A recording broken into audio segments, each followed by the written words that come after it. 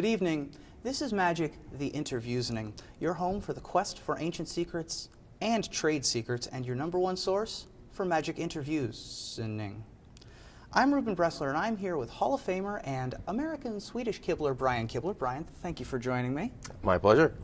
Talk to me about your recent testing for the Pro Tour. I ended up testing for the Pro Tour in Montreal with the usual test group, LSV, PV, Ben Stark, EFRO, etc. Testing went fine. We obviously did pretty well. 3 members ended up making the top 8. Personally, I ended up playing a Naya deck that was a bit different from the one that EFRO played. I had mana creatures, Huntmaster, and such. And I ended up going 6-4 in constructed, and ultimately finishing it in 80th place. So not great, but not embarrassing at least.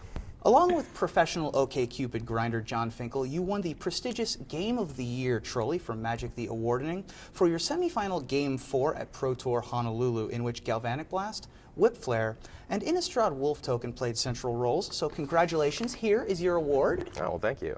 Do you have any words prepared? Do you have a speech? I actually already gave my speech live when I watched it. Oh. I watched the award show. Unfortunately, I didn't hear it because that's how computers work. Oh, weird. But since this is a split award, what I'm going to do is split it in half here. So we're just going to just tear this. I get to choose which one I want. I would want my name's on this one. Yeah, and if you could mail this to John, yeah, absolutely. That would be great. You are only one of 8 players to have 2 Pro Tour titles to your name. What's it like knowing that King of the Nerds contacted Charles Gindy over you? That's a little surprising. I actually think that they contacted LSV as well, like a couple years ago when they're first pitching the idea of that show. But maybe I don't come off as nerdy enough. It's really sad. And now you have your own token. I do. Congratulations. Thank That's you. very exciting. You are the red token in the series. Are you planning on playing more Thatcher's Revolts as a result? Probably not. I mostly just alter the tokens to say Wolf and then make them unblockable. Nice. You are nicknamed the Dragon Master, a name you earned by placing 3rd at Pro Tour Chicago in 2000 with Rith the Awakener. You have also publicly stated that your favorite creature is Knight of the Reliquary, and your favorite planeswalker is Elspeth Knight Errant, with whom you've been photographed on multiple occasions. Do you think this sends mixed messages on the subject of Knights versus Dragons? Well, I mean, I think that Knights and Dragons should really come together. Like, if Knights and Dragons, would stop fighting each other, they could really, beat all these wizards out there. That is so.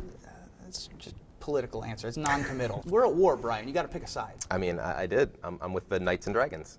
Which side are you on? Both sides. Yeah, but there's it's Knights versus Dragons versus Jace. I'm on Knights and Dragons. Okay, I think we can all agree that Jace is on the side. Exactly, the enemy. Fair enough. McDarby! You're a member of the 2010 Hall of Fame class alongside Gabriel Nassif and Bram Snapplecaps. When you returned to Magic in 2009 after a long hiatus, you made making the Hall of Fame one of your stated goals. Now that you've achieved that, what other goals do you have left in Magic left to accomplish besides best all-time hair? And as a follow-up question, are you intimidated by Joel Larson? He does pose a challenge to that particular title. But on the subject of titles, I'd like to win another Pro Tour. I may be one of only a handful of people with 2 wins, but having 3 would make it me, John, and Kai, and that's pretty good company. What guild were you hoping to play at Grand Prix Charlotte? I was hoping to play Orzhov, and that's what I'm doing. So can't complain there. What is the best combat trick in Gatecrash? It's definitely Gorklan Rampager. What do you think are the top 3 decks in Standard? I think Naya midrange sort of aggro, probably more similar to the one that EFRO played, is very good. I think Jund, similar to the one that Owen Turtenwald made top 8 with, is an excellent deck. I think Esper is also very good. I don't really know how to evaluate the Aristocrats deck even after it won the Pro Tour. It's not something I have all that much experience with other than losing to Tom Martella and Paul Rietzel. So. In your opinion, do you think that Bloodbraid Elf was worth banning in Modern? I think Bloodbraid Elf was banned mostly because it's the least popular kid in the room. People wanted to see Jund taken down a peg because it was just everywhere. I don't necessarily think that Bloodbraid Elf was even the best card in Jund. It was sort of targeted because it was a card that could be banned without seriously impacting too many other decks. So I don't think Bloodbraid needed to be banned, but I can see why it happened. What's the most fun deck you've ever played? The most fun deck I've ever played? I really liked the Oath of Beasts deck that I played at Grand Prix New Orleans in like 2002 or something. Before most of the viewers were born, I think. But it was an Oath of Druids deck with Ravenous Baloth, Krosan Tusker, Visara, Living Death. It was a format where Blue-Green Madness was very popular, and you could almost never lose to them. And you got to Living Death 8 beasts into play sometimes, so it was pretty sweet. You were the captain of Team USA for the World Championships at Gen Con and came up just short of the top 8 in spectacular fashion. What did that experience mean to you? And as a quick follow-up, what's it like having a central part in the greatest GIF in the history of Magic? Well, it's sort of like this. That's pretty much the whole experience summed up in one motion. Sure. But no, the World Cup was awesome. It was great to have a chance to play on a team with other members of the United States, really, and have people all across the country really cheering for you as a representative thereof.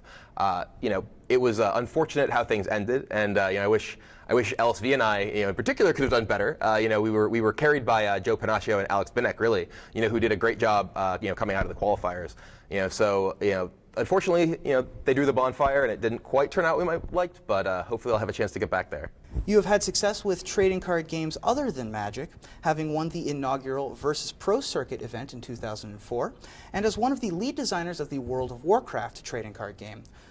When are you going to grow up and play poker like every other Magic player? I actually did play poker for a while. I was a sort of semi-professional poker player toward the end of sort of the last time I was playing on the Magic Pro Tour.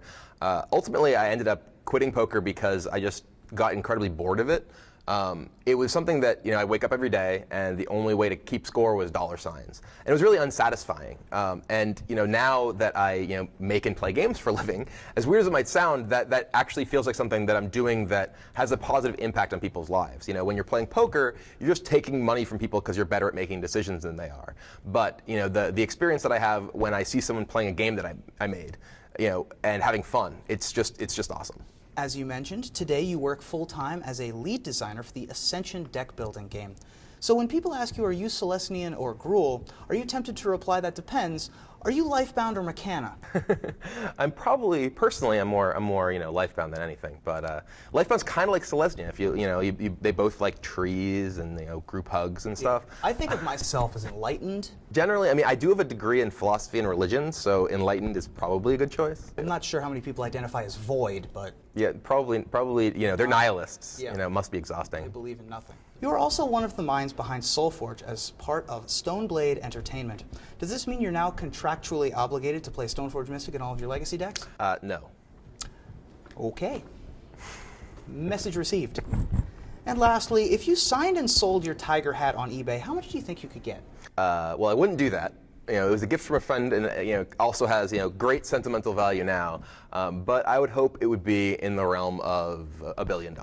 That's a lofty goal. It's a valuable piece of memorabilia. It is quite valuable. It's also valuable. very fashionable. It's probably quite warm as well. It is. Maybe I should have brought it to Montreal. Yeah. I could have used the help in the tournament, and it was very cold. You are 1-for-1 in tournaments in which you wore the tiger hat. That's true. So. I'm also undefeated while wearing a suit on the Pro Tour. True. Obviously, the hack would be tiger hat and suit. Yeah, exactly. I always win every tournament while going undefeated. Well, Brian, thank you for not blocking me today. Yeah.